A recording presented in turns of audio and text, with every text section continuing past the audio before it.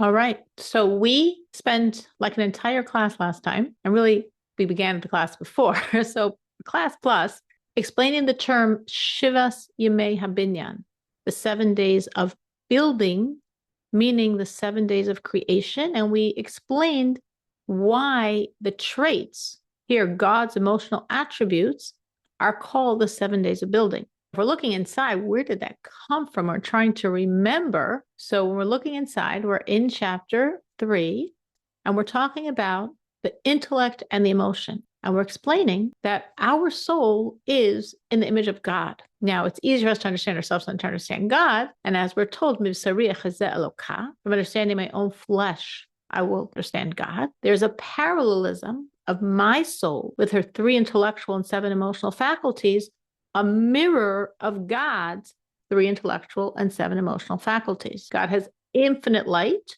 which he crunches, which he squashes, which are constricted into the vessels of those powers of intellect and powers of emotion. If we look inside, we said the intellect are Chachma, Bina, and Das. And then we have Shivas Yemei Habinyan, the 7 days of building, which was the term for, a synonym for, the emotions.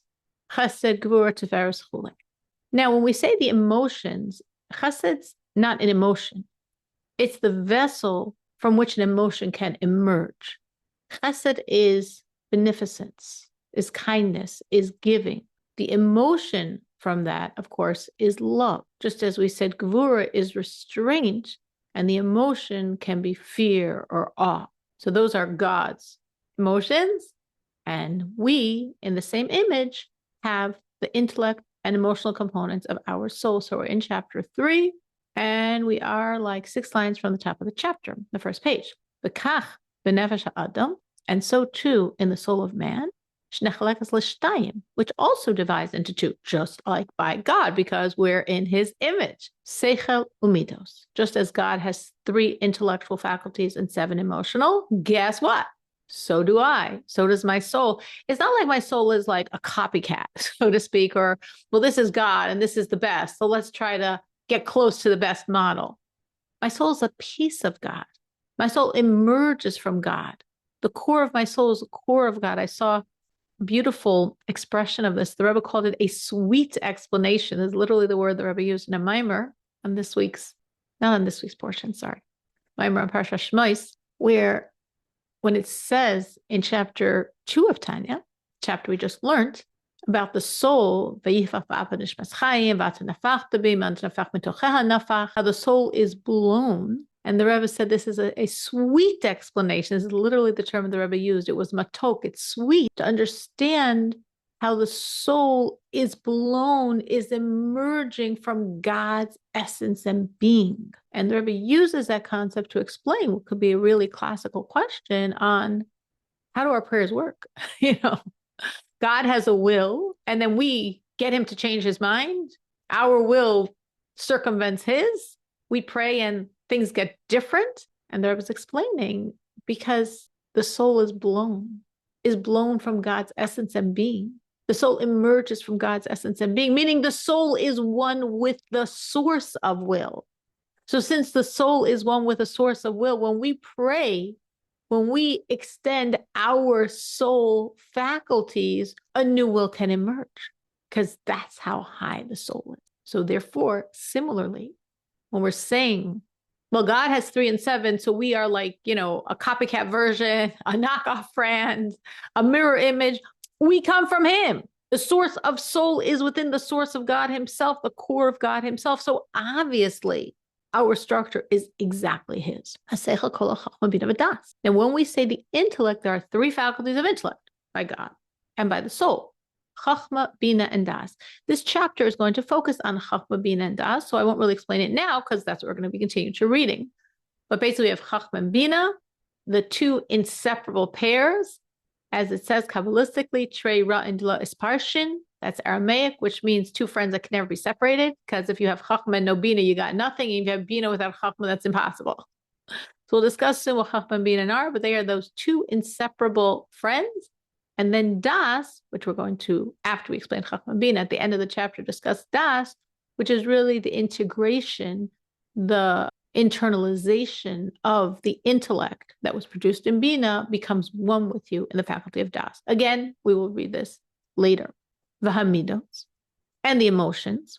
Hein avas Hashem, upachto, v'yiraso, ulefa'ara chule. So now the Rebbe is saying actual emotions. Love of God, contained in the vessel called chesed, loving kindness. Fear of God, contained in the vessel called gevura, restraint, judgment, power. In fear, the Rebbe lists here two types of fears, pachad and yira. Later, we're going to also go through the list and we're going to switch the order. Pachad is an emotional fear. Yira is an intellectual fear. An emotional fear means you're walking in the dark and you hear footsteps, your heart starts pounding. That's pachad. Yira is, you read in the paper about the Iranian buildup and what's happening there and how China is sending them, more and more ammunitions and maybe Russia too. And you feel a fear. That's Yira. Why is it Yira? Because it's coming from your brain. It's coming from what you're understanding. It's not footsteps in the night. They're not in Chicago. They're far, far, far away, but you have a fear. But the fear is really coming from your mind's understanding, not the pounding of your heart. So in serving God, we have pachad and we have yira. Pachad, again, is my emotional feeling of fear, and yira is more detached, my intellectual awareness, which is creating fear. So you might say, which is better? It depends on the situation. In certain ways, we want to be more emotionally dispassionate. So we'd rather have a yira, an intellectual fear, and not an emotional one. In terms of serving God, however, pachad is always better. Meaning in terms of serving God, the more emotional, the better. So if yira is a intellectual in my brain fear, like my brain is telling me this is a bad situation, this is a scary situation, that's still remote from me. When my heart's pounding, when there's footsteps in the night, when there's pounding on my door, when I see something and jumps at me, God forbid, God forbid, God forbid, that's pachad. That's my heart racing. In terms of service of God, we want it to be in our heart, the emotions. We don't want the emotions to be in our brain. So one can start with a yira, a more remote, detached, intellectual. I intellectually understand God's powers. I intellectually understand I could get in a lot of trouble. I intellectually understand what God could do in either direction, and that could evoke fear. It's still very remote. It's not going to really change me. When from my brain, it gets in my heart, then I act different. And that's the entire goal of Tanya, to get the brain into the heart, that the thoughts of the mind should really be expressed in the feelings of the heart. Then you've arrived. And then your divine service is real and passionate and intense and alive and focused because you feel it. But if you are intellectually aware that you should, it's not going to affect you as much. But again, thank God, good, and let's keep moving. So when we're here talking about the emotions, right, there's a list of emotions. So the Alter Rebbe first writes pachad, the emotional emotion of fear, and then less the intellectual emotion of fear. Ulefa'ara, and to glorify God, to beautify God, to have such joy in God's reality, to have simcha, right? We're in Adar when we want to feel that, wow, serving God is unbelievable and we can do it. And therefore it's exciting. And therefore there's joy. And the joy expresses, I'm so blessed. I'm so fortunate. I know, and I can serve, and I can make a difference, and I can be one with the Creator, and I can give to the Creator. Wow. So those are examples of the foundational emotions. Going on, the Chabad nikru imos. Now, as we said before, the intellect, Chabad, Chachma, Bina, and Das. Chachma is the seminal wisdom, Bina is the understanding, and Das is the connectivity. They're called the mothers. Why are they called the mothers? Umakorlami, because on the side of godliness, intellect is a source of emotions. Kemidos hein todos Chabad, because the emotions are a product of the intellect. Meaning, on the side of the animal, we don't have to think and contemplate and meditate to feel angry, to feel jealous, to feel proud, to feel nervous, to feel stressed. None of us had to ever contemplate to get to any of those places. They just happen. Because of the animal soul, an animal is a very emotionally driven creation. It has a teensy brain that expands the horizons, the vistas of the emotion. But the emotion exists on its own. So if I'm in an animal soul space and I'm jealous, the jealousy is kind of straight from my animal soul. I am emotionally driven, emotionally oriented, and I just feel jealous. And what happens as I grow older? Well, my jealousy has new dimensions, new things to be jealous of. Maybe what irked me when I was a child might not be relevant from 5 to 15, from 15 to 25, from 25 to 35. But the basic emotion just keeps growing and growing and growing, but not on the godly soul. On the godly soul, the intellect are the mothers producing the child of emotion, which means that we need to learn to think, to contemplate, to delve into certain thoughts. And those thoughts evoke from our soul the creation of these feelings. So love for God, love for a Jew, love for Israel, love for Torah. Those are all godly emotions. And we have to work on them. And we work on them with our mind. Now, this is the long road of Tanya, which is the road of using the mind to create the emotions. When we get to chapter 18, that will eventually happen, and we start the short road of Tanya, we discover that we do have some emotions that we were naturally born with, embedded in our soul. We're going to still use our mind, but we're going to use our mind to uncover the emotions. While here, we're using our mind literally to create them. And obviously, as a human being, we're not a chapter of Tanya, we're a person. We bounce back and forth between both, which means the more we learn and study and understand, the more we create the emotions and the more we uncover the emotions we have naturally. So we are really probably doing both concurrently, because the more we learn and understand and delve in our relationship with God, we are creating and we are uncovering by virtue of the intellect. So in both approaches, the mind is really the master and creating the child of the emotion. Any questions or thoughts on any of this? I don't know if you've seen this for yourself as you've continued your journey, your studying of Tanya or other Hasidic works, that emotion for God is more and more natural. It's more and more real. It's actually a force that gets you moving. Have you seen this in yourself, that as you're learning Tanya, your feelings for God are just growing and growing? Anyone's experienced this? I think my experience with these emotions is when, for example, I see something that, oh gosh, I wish I had that. I remind myself. Then I go into I I remind myself, hey, Hashem gave it to that person; it belongs to them, and you'll be happy with what you have. You know what I mean? It's But I'm like if saying on the side of godliness, meaning your love for Hashem. Have you seen over the years your love for God growing? absolutely, Absolutely. absolutely. I would assume that's true for every one of us. I would assume every single one of us would say absolutely the exact same way Rachel did. Why? Because the more we study, the mind gives birth to the emotion in the heart for every one of us. Every one of us. And I have no question. The more our mind has absorbed these concepts you're learning in Tanya, maybe concepts you learn in other places as you're studying Hasidic thought, you're more and more understanding godly energy, godly thoughts, your soul workings, God's workings, God in this world. And naturally, what comes from that mental connection to God is a product called an emotion. And as I'm saying, it could be creating, it could be uncovering, but I would hope for all of us, and I'm sure for all of us, our emotions are stronger and stronger and stronger as we continue our journey of understanding more and more ourselves and God and the relationship between the two. And that's exactly what's supposed to happen, because the intellect is producing the emotions. So you might not necessarily see it in a linear way. It might be like, oh, you learned something, ding, oh, now I feel, and it must be because I just learned this. It could be a little more subtle than that. So I think it helps more to think like how I feel for God now versus give yourself a benchmark 6 months ago, a year ago, 2 years ago, 10 years ago. And then it's easy to see like, wow, I really changed. Not that I didn't think I loved God then, but so much more now, so much stronger.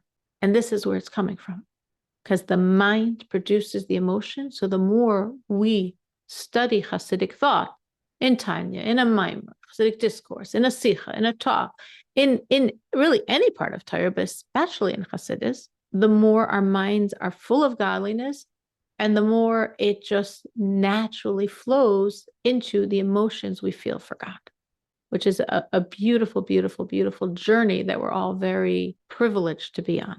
I have something on it. Sure, Malki. I would definitely say, like with me, I've definitely felt more love to God, more of this cleaving to God since I've learned Chassidus, a cleaving of, just I don't know, like feeling this, I don't know, emotional cleave since I've learned Chassidus. I think of it like love for God, of feeling the love for God. I feel like, oh, I love God and feel more connected as I learn Chassidus because I'm his child. We are his children. God carries us with him. Right. Absolutely. So your understanding has just naturally morphed into that emotional connection. Absolutely. And like Lisa said, without a doubt, it's true for all of us. It should be true for all of us. Absolutely. So the Rebbe continues, Ubeir ha'inyan. So to explain this more, because now we really want to delve into the intellect, which is really what this chapter is focusing on. Ki hine hasecha shebenefesh hamaskelas, the intellect in the intellectual soul, because really our soul is intellectual. It's intellectually driven. As we've discussed, we have nefesh, ruach, neshama, chaya, yechida, the three parts in our body, nefesh, ruach, neshama.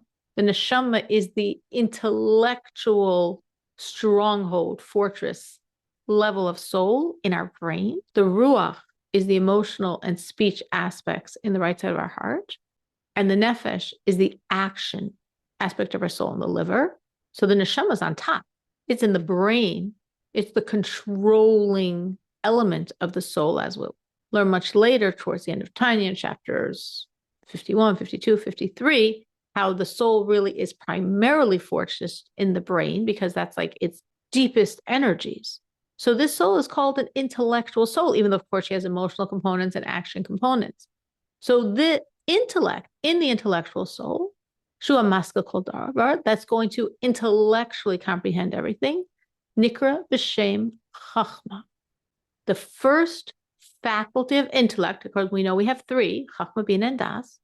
The first faculty is called Chachma, seminal wisdom. I want to stop and backtrack just one thing I said because I'm wondering if it was clear enough. I mean, I said it, and I've said it before, but now I'm wondering, maybe this isn't registering clearly. We have three levels of soul in our body. Nefesh, Ruach, Neshama. Nefesh is the action orientation in the liver. Ruach is emotional and speech in the right side of the heart. And Neshama is the intellectual in the brain. All three of them possess all 10 bechinos. Your nefesh and your ruach and neshama all have 3 intellectual and 3 emotional. The question is, what's the dominancy? Just like by God, right? So God has these 10 spheros, these 10 shining vehicles to express his energy in all 4 of the spiritual worlds. But in each world, there's what Kabbalistically is called a partsuf, which means the face of that world, the dominancy of that world. In each world, which sphera is the most powerful one? So similarly, in our soul, in the neshama, the partsuf, again, partsuf face is really meant for God. So I'm borrowing the term. The dominancy, the strength of neshama is in the 3 faculties of intellect. The strength in the ruach is in the emotions. Now, I loosely say 7, but really it's 6, because the 7th, malchus, is not really an emotion, it's a state of being. And similarly in nefesh, it would be malchus in its action orientation, in its acceptance of God's authority, which is what leads to the action. So when we're saying the nefesh hamaskelas, the intellectual soul, we really mean that slice called neshama, in which intellect is a dominancy, that which is housed in our brain, the strongest, highest level in our entire body within body experience, which has, of course, as all the levels have, also the level of ruach and also the level of nefesh, 3 powers of intellect. And also, of course, the 2 levels higher than body. Chaya Yechida also have all 10, and they also have exactly 3 powers of intellect. Chachma, seminal wisdom, Bina, understanding, and Das, connectivity. Now we're going to discuss inside Chachma and Bina. As I said a few minutes ago, Chachma and Bina are the two inseparable friends because Chachma leads and flows into Bina, and Bina must come from Chachma. There's many different parables given to explain that relationship. We view Chachma as the father and Bina as the mother in producing the child, which of course the child here is the emotion. The father, like giving that first zera, that first flash of thought, which then just as that child is then housed within the womb of the mother and it develops for the 9 months, so too that flash is then developed within the consciousness of Bina. Another metaphor is like a spring and then a river. So Chachma is the spring. If you imagine this like gushing fountain, creativity, thought, flashes of insight, and then it flows into the waters of the river, right? Like someone could be so creative and constantly bubbling over with great ideas that go nowhere. Why do they go nowhere? Because you need a great idea, and then you need like the hands and feet to take that great idea and make it a product, make it a developed concept, make it something tangible. So some people are idea people, and some people are like the follow-through people. And some people are very gifted and they have both components. So Chachma and Bina are partners because Chachma is the idea guy, the creative flash guy, and Bina is taking that flash and fleshing it out and making it something of substance. Because if you have Chachma and you don't have Bina, it didn't go anywhere. Like you had this great thought and then you lost it, you barely remember it, and maybe a few years down the road, someone's making millions with your great thought that they must have also had, but they developed it. But if you don't have Chachma, where's the Bina gonna do its thing from? That's why there's these two inseparable friends, the flash and then the development of that flash. The flash is the Chachma, and then the development of that is the Bina, which is why we would view Chachma as like the point, right? Like a point on a line. Any point can contain all the lines, but it's just a point. It's a one point. You just see that dot, but it contains everything. And Bina would be like drawing the lines, extending the rays from that point. Chachma is viewed often as that like flash, like that lightning bolt. If Chachma is a lightning bolt, our modern metaphor could be Bina would be electricity, harnessing that lightning bolt. It's a flash of energy. Where to go? Nowhere. Let me harness it. Let me get the electricity out of it. So a great chap, a great idea, an innovative aha moment, that's your Chachma at work. Taking that aha and translating it into reality, that's your Bina. And obviously, when we think and learn and process, we use both. We go back and forth fluidly from both. The source is the Chachma, but Bina is very, very necessary to develop that source. So is Chachma wisdom? No. That's why I translate it as seminal wisdom. It's not wisdom. Once it's already intellectually defined, it's become Bina. Chachma is the source of Bina. It's the source of intellect. It is not the intellect, because intellect already has substance. It has dimensions. Chachma doesn't have dimensions. Chachma is that flash. You know, you wake up in the middle of the night, you had a great idea, and by the morning it's gone. That's the Chachma. It's the flash. So it's not intellect. It's the precursor of intellect. It's what, if you use your Bina properly, will become intellect. So reading inside, Nikra b'shem Chachma koyach ma. In Hebrew, the word seminal wisdom is Chachma, right? That's the word I've been using. Now, if you can envision the Hebrew letters, or if you're looking inside, Chachma is a 4-letter Hebrew word.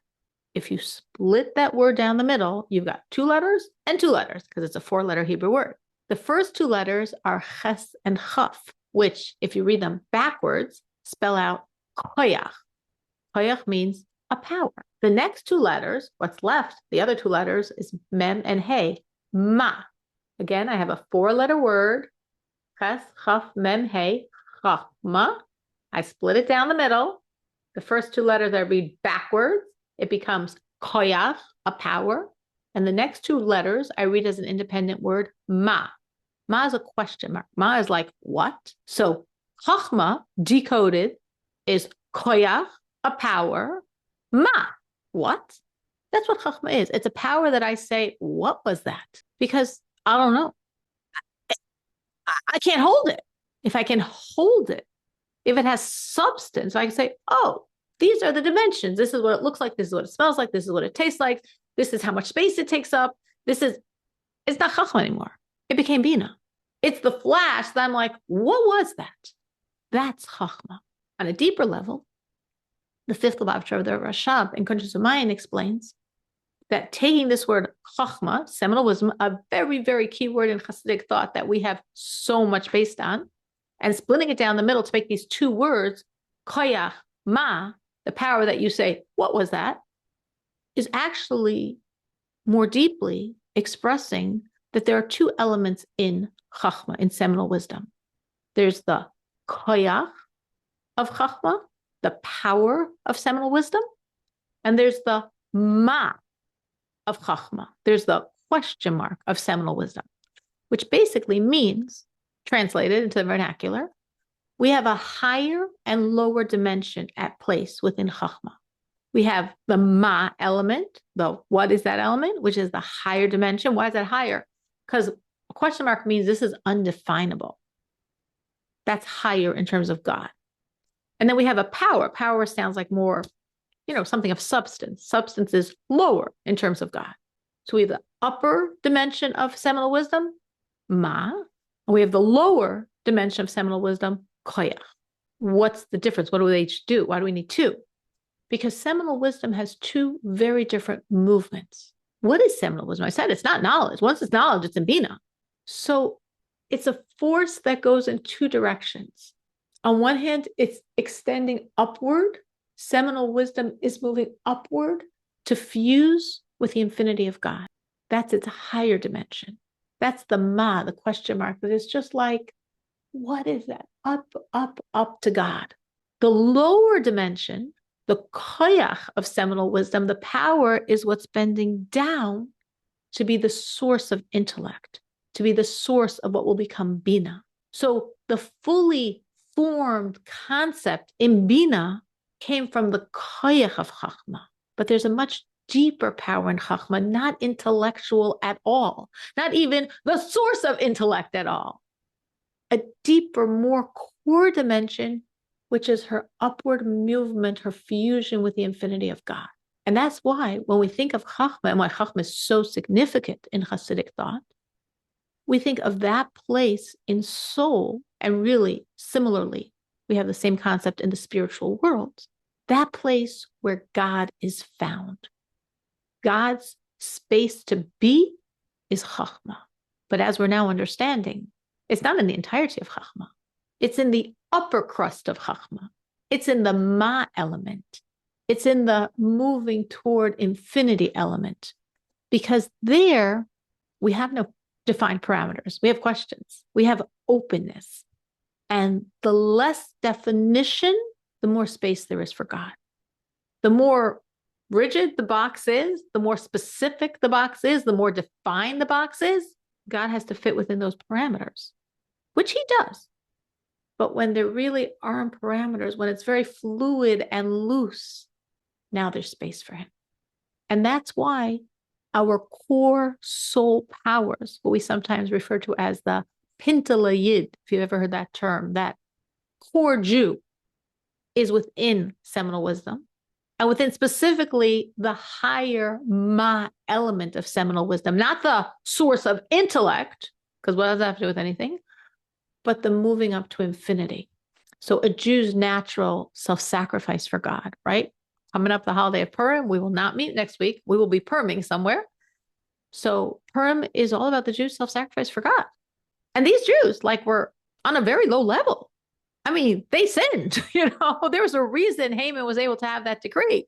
They went to the party and Mordechai said, don't. And Jewish law says, forbidden. And they went. And some of them went and they didn't eat because they knew not allowed to do that, but they went, which was forbidden. And then some of them ate the kosher food and wine, which they also weren't allowed to do. And some of them, of course, went and ate ultimately the non-kosher food and wines, which they weren't allowed to do. Not on a high level at all. The first time in our history that we really experienced assimilation. And yet these same Jews stood in absolute self-sacrifice for 11 months. If you understand the timeline of the story of Purim, and many people don't, but if you understand the timeline, Haman was hanged on the second night of Passover. About 11 months before the decree he, in cahoots with Achashverosh, produced, which was giving freedom for any hater to do whatever he wants to a Jew. Blood is free and take all their possessions. And that decree was never rescinded. Ahasuerus, who hated the Jews more than Haman, said, I can't figure out how to take it back. That's our law. Sorry. Yeah, I know. I feel real bad, but yeah, 13th of Adar, still Jewish blood is free. And for 11 months, these Jews that were not on a high spiritual level, that ate from the party, that went to the party, that were assimilated, they had such self-sacrifice for God that not one of them even thought, if I just change my religion, I'm safe. The thought didn't occur to one of them. And they kept serving God for the year. And not only that, they had these huge rallies, demonstrations of Jewish unity and Jewish pride. Jew haters, you want to know who the Jews are? You want to find out our addresses? I'm a Jew. I'm here. You can follow me home. You know exactly where I am. And they were real. They were haters, because we know 11 months later, on the 13th of Adar, we killed worldwide 75,000 haters that came to kill us. So even after 11 months, when we know Esther's the queen, when we know Mordecai's the grand visor, it didn't stop the haters. Jewish blood is still free on the 13th of Adar. And we successfully defended ourselves and killed 75,000 of them. And of course, the next day in Shushan, they killed even more. So these people who weren't on a very high spiritual level were standing in self-sacrifice for 11 months. How? Because of what we're saying right here in Tanya, that in that core chachma of our soul, in the higher dimension of seminal wisdom, a Jew naturally is reaching up to God. That's the nature of seminal wisdom. That's the core of our soul powers. And in that ma element, this higher dimension of seminal wisdom, the ma of chachma, we have natural love for God, natural fear of God, natural belief in God, natural self-sacrifice for God. They're all there. It just has to be elicited. So why don't we live on that level? Because we don't always have the pressures that just squeeze it out naturally. So we have to work, which of course takes more work. The Jews at that point in the story had two things going for them.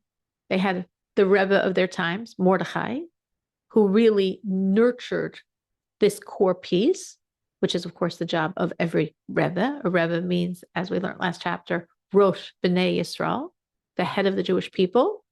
He's the head connecting us to God, and he is called in the Zohar Raya Mehemna, which means faithful shepherd, and also means who shepherds faith, that he feeds our spiritual belief in God. So they had the Mordecai aid, and they had the pressures of the decree itself. The pressures of exile help bring out this core. But if you didn't have the core, the pressures of exile would have nothing to bring out. And here we're saying, exactly in this place of Tanya, that we have that core. We have the seminal wisdom, the chachma, within which we have the higher element, the ma, within which is embedded natural belief, natural love, natural fear, natural self-sacrifice. So when the situation warrants, it's irrelevant what we did and how we sinned and where we were holding. Our inner core emerges, and that's a burning beacon of fire for God. Vajra even says, continuing this theme, this is based on a Hasidic discourse on this week's Parsha, Parshas Tetzaveh, that we can even see this in people. Seemingly, the Rebbe was alluding to Jews that were under the communist regime and served God and then came out and got to free countries, France, America, Israel. We could see people that for years under these enormous pressures were like superhuman. And then when they left and they went to places where they could, thank God, freely serve God, I mean, they're fine people, but they seem human, not superhuman. And this is exactly why. Because in our core, we have these powers. That's what we're discussing here.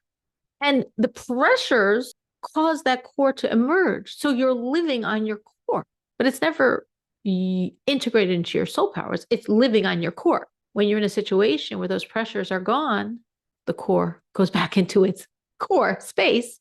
And now you're living on your naturally developed strength. So you look like a nice, good Jew. But that core, that superhuman, that was when you were under all that pressure. Of course, the ultimate is to integrate our core into our developed strengths.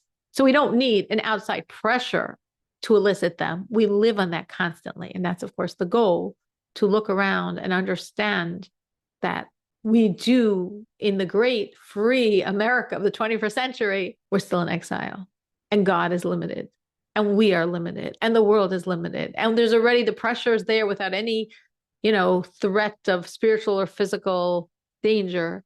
And that should be enough to pull out our core and to integrate it into our developed strengths so we can always live on this level.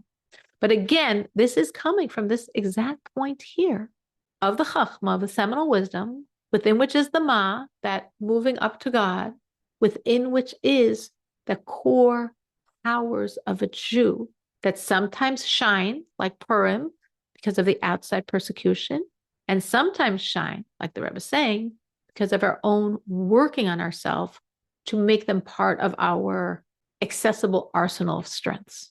Any thoughts on any of this? Any ways you see this relating in your life and how you serve God and how you love and fear and believe and sacrifice? Because we do this all the time. As the Alter Rebbe will say later in Tanya, maybe on a more minor note, but same point, every time we put God's will in front of our will, we're sacrificing for God.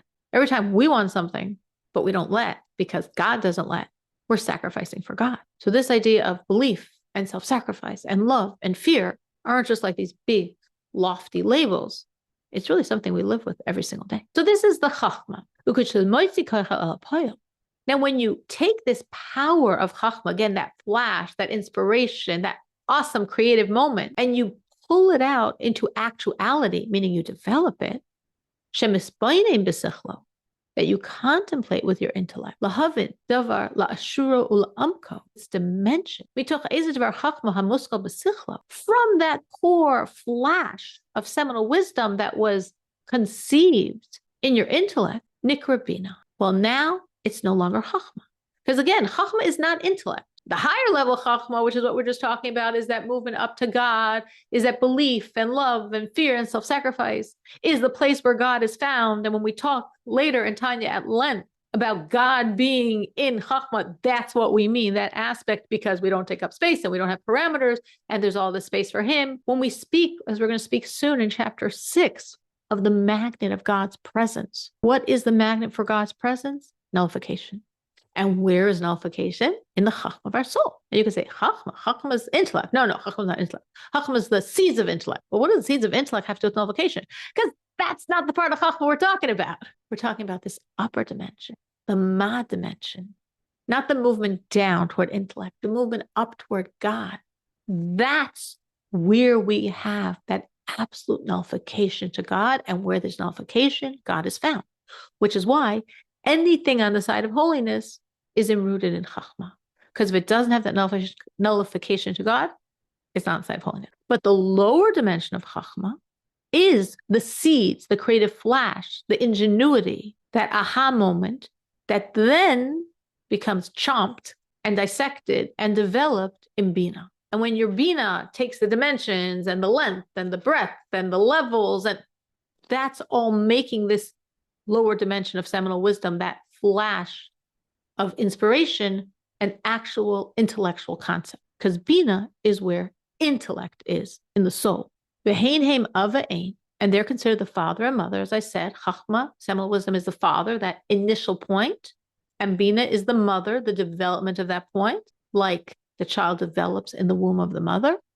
Hamolidos, that give birth to the children. Avas Hashem, v'yirasa upachto, love of God, intellectual fear of God, and emotional fear of God. Now here, remember before when we had the list, pachad and then yira, because we were talking about emotions, and pachad is more emotional fear than yira. Here, we're talking about the movement from intellect to emotion, how the intellect produces the emotion. So if we're doing it in that normative way, we start off with a more intellectualized emotion, yira, an intellectual fear, like fear of something far from you. And then, hopefully, we want it to develop and become a more emotional emotion, not in my brain, but in my heart, which is pachad. And as I explained before, in terms of our service of God, we can get a pass with intellectualized emotions. Often we do. But the goal, the aspiration, would be emotional emotions. We don't really want our emotions in our brain. We want our emotions in our heart for a very simple reason. If I have the emotion in my brain, it doesn't naturally spread to my body. Thoughts in my brain are, there's that neck separating the brain from the body. So what I think doesn't mean what I do. I mean, I don't even mean a hypocrite. I just mean how humans are wired. There's a famous story with Aristotle, that Aristotle was once teaching his students something that's very abhorrent. And then he left them, I guess it was lunch break. And they saw him doing exactly what he just told them was horrible. I think like he was ripping up an animal and eating it. Or I don't even know. I think something along those lines. And they're like, oh, our teacher, Aristotle, like what's going on? Like, you just taught us we're not supposed to do this and this is disgusting. And look what we just find you doing. They probably said it more respectfully than that, but that was their point. And he said, famous line, oh, that was Aristotle the philosopher. This is Aristotle the man. What did he mean by that? It's a cute line. What did he mean? What he meant was exactly that. Philosophically, this is disgusting. As a philosopher, sitting in my lecture hall, so to speak, objectively with my mind looking at this person, I don't know, ripping apart a living animal and eating it or something along those lines, it's horrible, it's horrendous, barbaric. But now I'm a man. Now I'm just ruled by my passions, so I just do it. So there's what the mind knows, and then there's the body. But if the mind becomes in the heart, the feelings of the heart naturally penetrate your whole body. If you have a tremendous happiness, it floods your body. Tremendous fear, tremendous pressure, tremendous tension, tremendous love, right? Like body language. You look at a person, you look at their back. If they're really feeling something, you see it. It's written all over them. Why? If I'm thinking something, you don't see it in my body, right? Because what's in the brain stays in the brain. But what's within the heart spreads to the whole body. And that's why it's so important that what's in our mind translates to our heart. We don't want to stay as yira, an intellectualized fear. That gets me a little bit. I want to move it to pachad. I want a fear of God in my heart, because then my whole body is emoting that. And then my whole body is serving God that way. And that's why that's the goal. And that's really, in essence, the goal of the entire Tanya, giving us all of this brilliant intellect to stay intellect. We're supposed to be philosophers? No. Theology majors? We're supposed to be Jews who serve God. So all of the intellect is to translate into a Jewish heart, a heart full of love and fear of God, because then I live a life for God. And that's the point.